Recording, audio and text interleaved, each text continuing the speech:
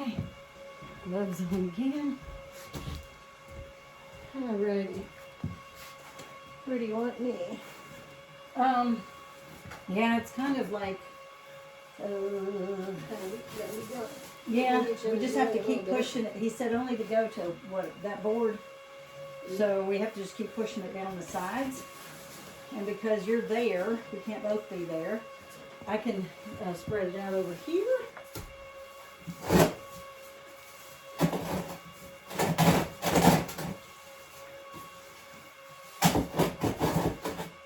He said it didn't matter if the bricks wiggled a little bit. I just keep it under them. Yeah. Under it. Yeah.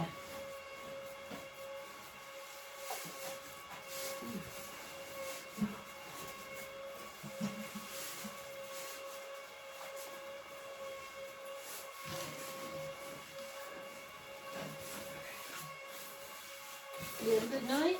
Oh, I did. Yep. I always wake up, which is a pain. But, you know, and stay up an hour sometimes. But I slept. So, I think I woke up at midnight. I think it was a dog. I don't know if it was blue or something. But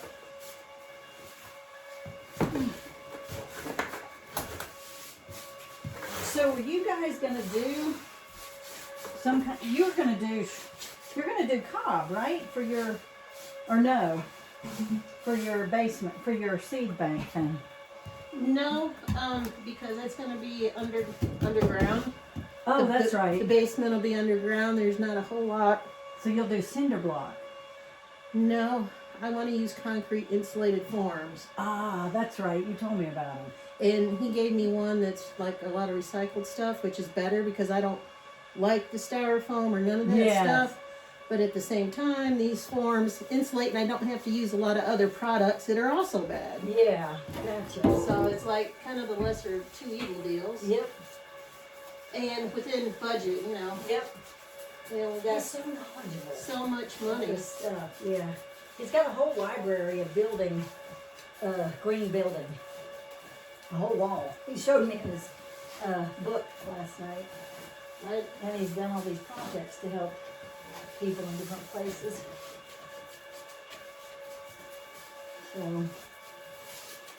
So this is kind of what I was trying to do before Alan and I started anything across the road, is to learn all the possibilities and see which way would be The best way. yeah, that's not so expensive, you know. So the one building, we still may be able to go with it. That's really expensive, but I can't do it on my own. There's no way. But it's a particular kind of building. There's only about like 40 of them in the world. The way they build it, that's environmentally, extremely environmentally safe and all the things. And I forget what it's called. I always forget. But anyway, and that I don't mind if we're able to get sponsorship and stuff like that from other people. And oftentimes there are people who have a tax problem and want to donate to help their taxes not be so high. And that's what Alan's said. And then we might even be able to get university grants and stuff. But I'm not in a hurry, you know. If it takes 5 years, oh well. If it never happens, okay, you know. But I still want to get some housing across the way for individuals and or a community or something. So I don't know if he said to go ahead and go above. I can't remember. I'll wait till he's back with us. And I'll just keep doing this for now.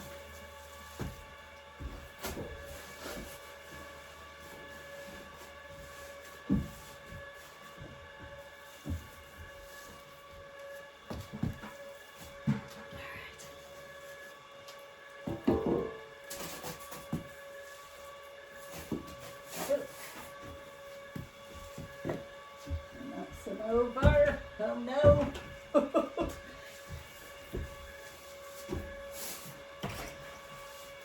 Knocked some over into the Netherlands back there. I'm going to wash my hands off a little bit and get me some tea. Yep.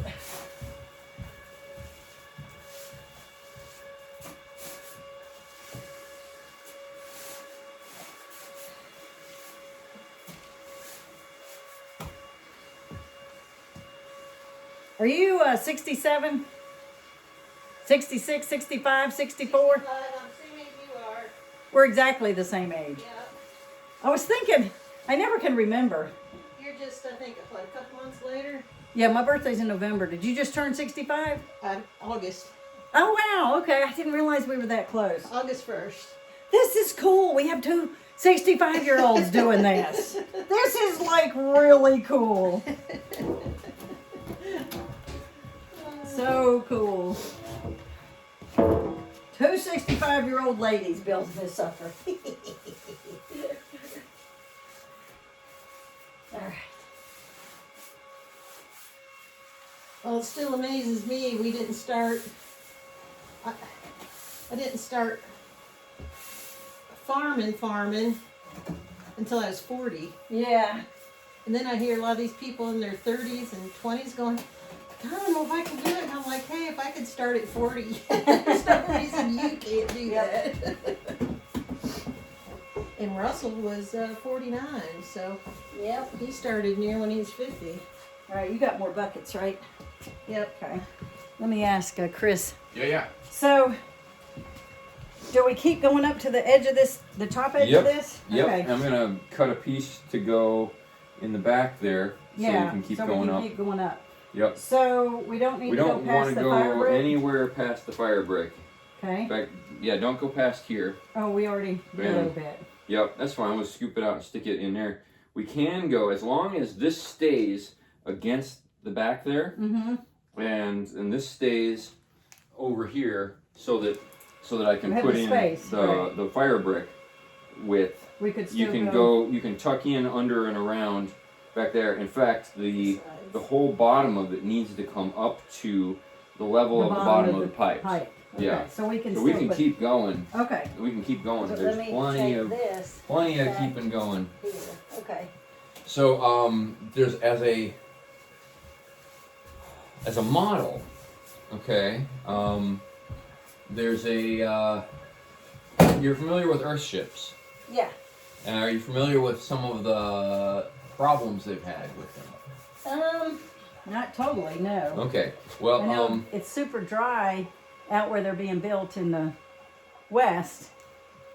yeah. So the thermal equation with the ground isn't the same as it is here. Right. Which is a problem up where I live. It's not a problem as much here because just the ground keeping you cooler year round, even if you have to fight a little more for your heat in the winter, that's not gonna disappoint you so much if you stayed cool in the summer. Yeah. But there's a guy who's taken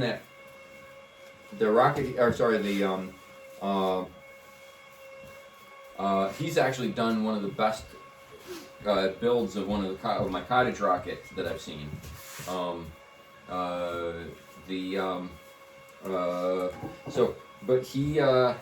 He's taken the idea of the Earthship Right here. and he's developed an engineered plan for it that 120 square feet, and then the greenhouse bit of it is removable. It's because it's a hoop.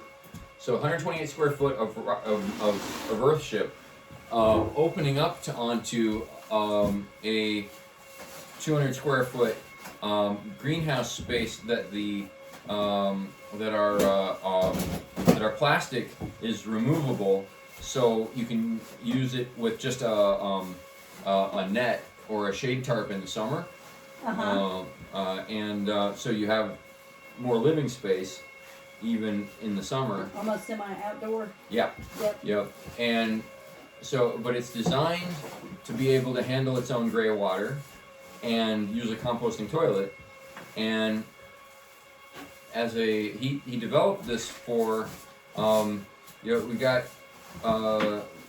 veterans who are homeless, not in the sense of living under a bridge, but in the sense of that their third marriages failed because of their service to their country and what it did to them, and they're living on the last couch of the last friend who will tolerate them. Yeah. And there's a lot more of those than there are of the homeless under the bridge type. Yeah. And But they typically have some income of some sort, Right. like a disability Right. income. As long So as they're not completely broke, right, but they are a little bit broken. Yes. And so what he did, he bought 60 acres halfway between the base in Alamogordo, New Mexico, where they get all their services and their cheap commissary food, and walkable to the bus stop to get there, and also walkable to the bus stop to get into town, so that they can use their GI Bill to get their engineering tech certificate in a 2-year plan, and their project for their degree Yeah. is building their house that's self-sustaining, and it costs about $7,000 in materials.